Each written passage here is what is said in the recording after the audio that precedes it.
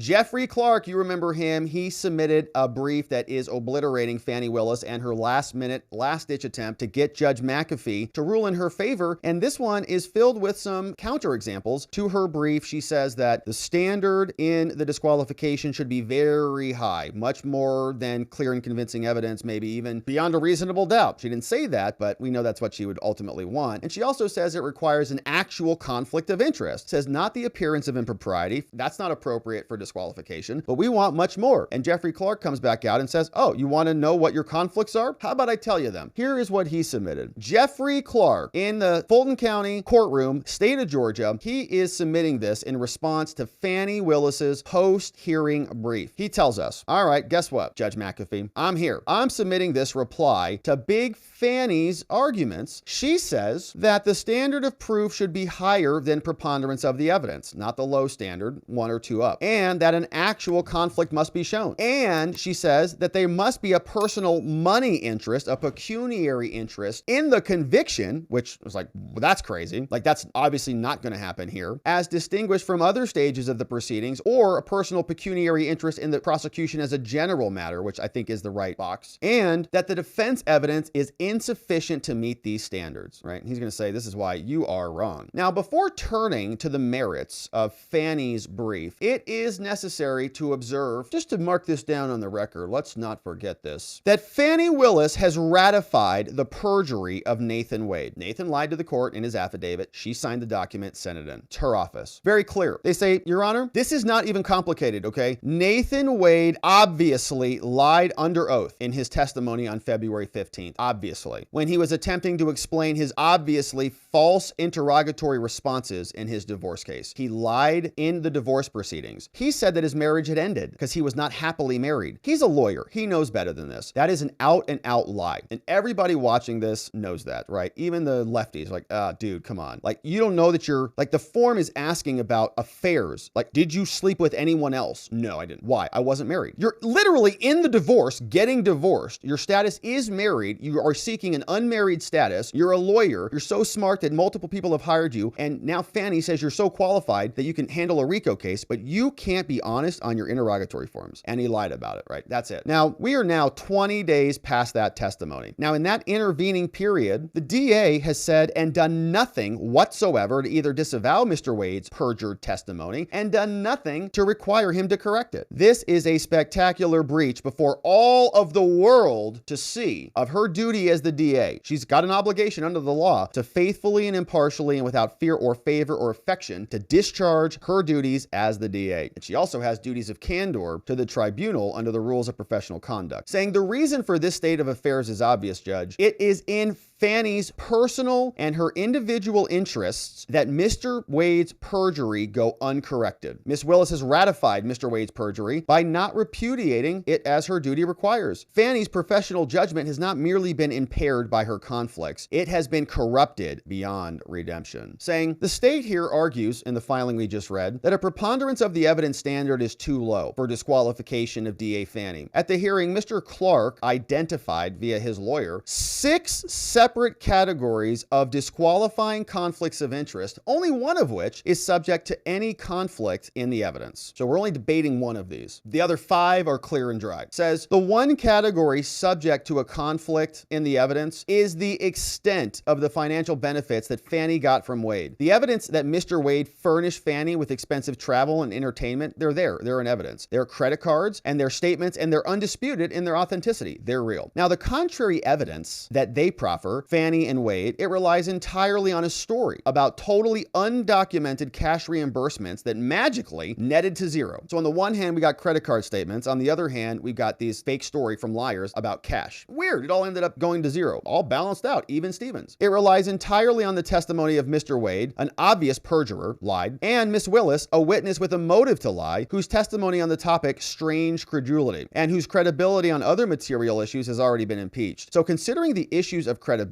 with all these people, the evidence is sufficient, showing under any standard of proof to find that DA Willis received prohibited gifts from Mr. Wade and has a disqualifying financial conflict of interest in the investigation and in the prosecution of this case. We expect other defendants will be rebutting the state's arguments on this point in greater detail. But moreover, importantly for purposes of this reply brief, brief, the state, Fani, makes no attempt to rebut any of the other grounds of the disqualification offered by us, Mr. Clarke. Here are the other grounds that they don't even contest. DA Willis has personal and political ambitions. And this case is going to be a part of that. This is a complementary pattern of deceit, and it's concealment of the relationship and the money. She also gave the speech at the church. She also filed a motion for a protective order in Nathan Wade's divorce to cover that up. And the conduct of the state's defense during the motion to disqualify, all reprehensible. Now, these conflicts all rest on undisputed facts. Even the standard of proof, even if it were metaphysical certitude, like 100% certain, right? If you said that had to be the case, it would be met as to these 5 types of conflicts. Let's explain. They say the state next argues that an actual conflict of interest is required rather than an appearance of impropriety, and that the interest must be financial and that it must be in the conviction. But these are compound errors in their arguments. They say, first, Mr. Clarke's argument at the hearing assumed the actual conflict standard applied, and he met them all. The state never even attempts to answer the argument that the evidence shows a half dozen actual, okay, they said it has to be an actual. You got 6 of them. 5 of them rely on undisputed facts. And second, Fani attempts to disentangle what it claims are inopposite authorities that are relied upon by the defendants. But in doing so, it conflates the standards for disqualification of prosecutors with those for post-conviction. We saw that based on a claim of ineffective assistance of counsel, right? So the defendants come back and they say, my client did a bad job. Why? He had a conflict. Okay. So can you reverse the conviction on that basis? It's a much higher standard. That was the latter type of case where the defendant, who didn't even raise any objection at trial, was required to show that the conflict, right? The conflict impacted the lawyer's performance and gave him effectively no counsel. So they say they agree. While criminal defendants are not entitled to pick their prosecutor, they are entitled to an unconflicted, disinterested prosecutor who does not operate in violation of their oath. In another case, the court held, Supreme Court case, that the requirement of a disinterested prosecutor is consistent with that trend. Since any scheme injecting a personal interest, whether it's financial or otherwise, into the enforcement process may bring irrelevant or impermissible factors into the prosecution decision. They say, look, as evidence for this trend, the court in footnote 19 cited to another case saying that the proposition that the appointment of an interested prosecutor was a due process violation. You can't appoint someone to just go after somebody. That violates your due process rights. Unlike the post-conviction conversation we had regarding Sixth Amendment ineffective assistance of counsel, they say that's post-conviction. What about pre-conviction? If the assigned prosecutor has acquired a personal interest or stake in the conviction, the trial court abuses its discretion in denying a motion to disqualify him, and the defendant is entitled to a new trial even without the showing of prejudice. That is a damning citation against them. Now, they'll turn around and say it's only about conviction, but of course it's the process that leads to the conviction. Thus, if the disqualification motions are denied and an appellate court finds that the DA should have been disqualified, then any defendant convicted would be entitled to a new trial without showing any prejudice. Now, the state also argues that the only interest which is disqualifying is a personal interest in a conviction, and that ignores the prosecutor's duty under the law to be impartial in every action they take, not just the conviction. It's every official act, not just a conviction. They say the whole proceeding from the time the case is laid down before him, where an indictment is demanded, right, where an indictment is demanded until the rendition of the verdict, it's under his direction, supervision, and control throughout the entire time. Now, the enforcement process has a milestone at the point of conviction, but the process obviously begins earlier than that, the investigation before even the indictment. So additionally, it continues to sentencing and even arguably to post-conviction as well. So they want to narrow the hula hoop to only make it about an interest in the conviction. He's like, well, we don't care if he's convicted or not. We don't make any more money if we go to trial and he wins or loses. No, but you made all the money in the run up to it. In another case, Clarke says, the indictments were to be quashed if the personal interest existed when the case was presented to the grand jury, right? Go all the way back, as it did in this case. Fani and Wade were indicting each other back when they were presenting to the grand jury. Here, Mr. Wade was paid over $650,000 over the 2-year period, beginning long before the indictment and long before any conviction. And Fani got a bunch of gifts during that time. She therefore had a personal interest in this case that was operative at the time of the indictment. If he decided not to indict them, he wouldn't have gotten that contract and wouldn't have gotten any of that money and wouldn't have been able to go on cruises with his girlfriend. The state's suggestion that this does not matter because the interest must be in the conviction alone should be rejected, because it is premised on the false notion that prosecutors have no duties of impartiality at any other time other than, I guess, trial. Now, the state argues that it has found no cases of disqualification based on a personal interest that did not involve a pecuniary money interest in the conviction. But apparently they have failed to notice one of the principal authorities relied upon by us. In McLaughlin, there were not one, but two non-pecuniary, non-money interests that required the disqualification. The first was a conflict between the DA's duties as a witness and as an advocate, and the second was that his daughter's close relationship to the victim gave him a personal interest in the case. So father is a prosecutor, father's prosecuting a defendant, defendant killed someone or hurt someone, father prosecutor's daughter knows the person who got hurt, father is prosecuting very aggressively because maybe he has a relationship with his daughter, or maybe he's not changing anything, but just the fact that his daughter knew the victim may have made dad wanted to go get revenge. And that was not good, right? That's not good. If you have a personal interest, just like you have in your boyfriend or your girlfriend, not good. The state's argument about what Georgia law regards as disqualifying is without merit because it's contrary to binding Supreme Court authority. And lastly, says Jeffrey Clarke, the state makes frequent reference to DA's status as an elected constitutional officer, referring to her as being elected, wow, I didn't count this, but they did, 20 times in the brief. I thought it was a lot. It felt like they were really pushing that button, didn't it? But I didn't realize it was 20 times. Elected. People of Fulton elected. Yeah, we know. The state suggests that her status as, quote, elected should make the court more reluctant to disqualify her. But no, in fact, however, Miss Willis's status as the elected subjects her to elevated, okay, not a lesser standard of conduct than that of Caesar's wife. And we talk about a standard of conduct, right? Like a surgeon is going to be expected to perform an operation on you with a lot more care and precision than I would, right? You just give me a butcher knife and a spoon and we'll see if we can remove that. You know what I'm saying? Let's go. It's going to be different. Probably going to have a different experience with me than someone else. So your level of care, your standard of conduct is basically that of a reasonable person in that position. And Fani is in the highest position. So her conduct should be measured against the strictest of scrutinies, right? The highest of standards, or held to the highest of standards. And she is falling way below that. So Clarke continues. He says, a lawyer's conflict of interest is not waivable and is disqualifying when it impairs the lawyer's professional judgment. Look at the rules. Everything that Fani and Wade have done in this case in response to the motions has demonstrated profound impairment of her professional judgment. Doubling down on lies, suborning perjury from Terrence Bradley. The first response of the state when they filed the motion, she went to the church, Big Bethel, and she violated her public duty as an officer, as a prosecutor under the law. She advanced her own personal interest and those of Mr. Wade, and an actualized conflict in which she preferred her personal interest to the detriment of her professional responsibilities. Went out, called everybody racist and sexist, and said God is on her side. Now, the second response was the motion for a protective order. She filed this in Mr. Wade's divorce, and she basically threatened Jocelyn and the defense with interfering with her prosecution, like another crime. In that filing, the DA violated the rules of professional conduct. She abused the power of her office to threaten her boyfriend's wife. Fani threatened her boyfriend's wife with criminal prosecution to gain an advantage for herself and her boyfriend in her boyfriend's divorce. Didn't work out. This is an actualized conflict, okay? Her personal responsibilities are usurping her professional responsibilities. She advanced her personal interest to the detriment of her professional duties. Why is she interfering as the DA in her boyfriend's divorce? The heck is that? That's a clearly personal thing. Her third response was the written filing on February 2nd. In this case, she stated unequivocally, she said there was no evidence that she received any financial benefit from Mr. Wade. No evidence. That's what she said. That was totally false. The state knew it was false because it came 2 weeks after Mrs. Wade filed a response to Mrs. Willis's motion for protective orders. And they attached copies of Mr. Wade's credit card statements showing he spent over $10,000 on travel. So there was evidence, and the state knew there was evidence, and Willis still lied to the court. This was a filing that prompted intense national news coverage that surely came to her office. So she did know, in fact, that there was at least some evidence. This was another actualized conflict between DA Willis's personal interest in concealment and cover-up and her office's public duties of candor and impartiality. She lied again. The fourth response was falsely accusing Miss Ashley Merchant, superhero defense attorney in Georgia, of making knowingly false allegations against DA Willis and Wade, and said that there should be sanctions for her from Adam, her own prosecutors. The fifth response from Fani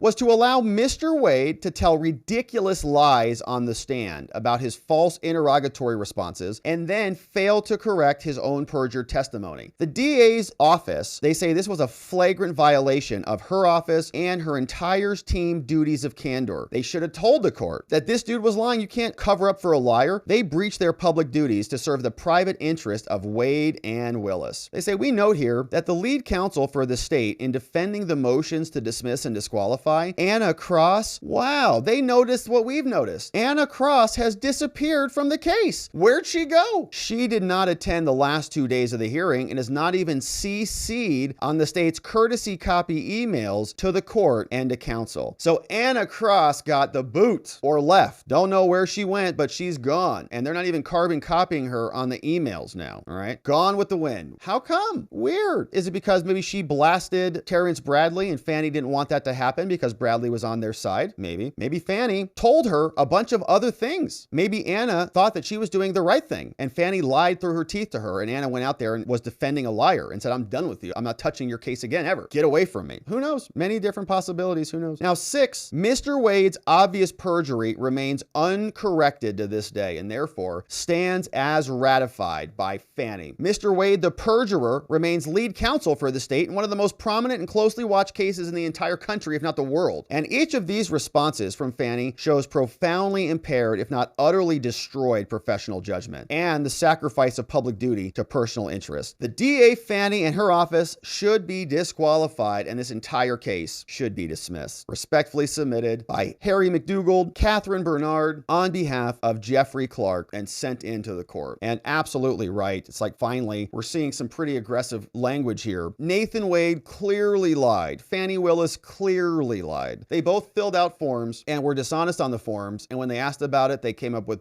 fake excuses that a 9-year-old would come up with. Well, I thought the word marriage meant this. I thought it meant this. No, little Robbie, it doesn't. It means this. Oh, okay. Now I know. These are lawyers. Fani Willis said that she got no gifts. Okay. And very clear in the forms from any of these types of people. Guess who one of those types of people were? Nathan Wade. Should have reported about that. Didn't. So this is great. I think that it clearly articulates, even if you say and agree with the state, which I do not, that it should require an actual conflict of interest. He says, here's 6 of them. Pick one. Pick one. Any one of them. Which one do you want? And that meets their own rule right now. Then if you drop that standard below and say it's not actual conflicts, it is appearance, well, then they clearly will meet that one, because anything that's an actual conflict is also going to be an appearance. So the government is Fani is trying to narrow the rules and make them very detailed, ask for a high standard to be met. And Jeffrey Clarke just came back out and responded and took Fani to task on this. So thank you for joining us as we cover not only the Fani Willis saga, but all of the other Trump litigation. He's got trial coming up in just about 2 weeks in the Alvin Bragg criminal prosecution for a bunch of felonies there related to that so-called hush money that Michael Cohen lied about. So we're going to cover that. We're going to cover the J6 case, the Florida case, the ballot removal stuff. We got Supreme Court stuff coming up in April, and we hope that you join us as we do. Thanks for subscribing wherever you're watching this. Thanks for liking this video. Thanks for inviting someone to come over here and join us when we go live, because we'll look forward to seeing you here on the next one.